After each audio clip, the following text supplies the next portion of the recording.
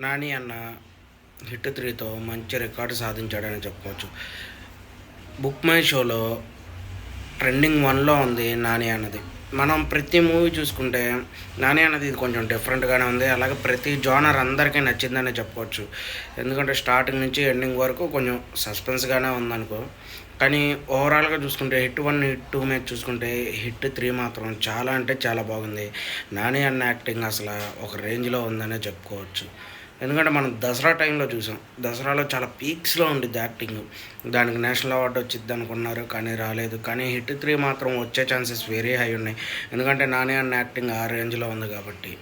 వరుసగా హ్యాట్రిక్ కొట్టారు నాని అన్న. ప్రెజెంట్ అయితే నెక్స్ట్ ఏ మూవీ వచ్చిద్దా అని ఫ్యాన్స్ అందరూ ఎదురు చూస్తూ ఉన్నారు.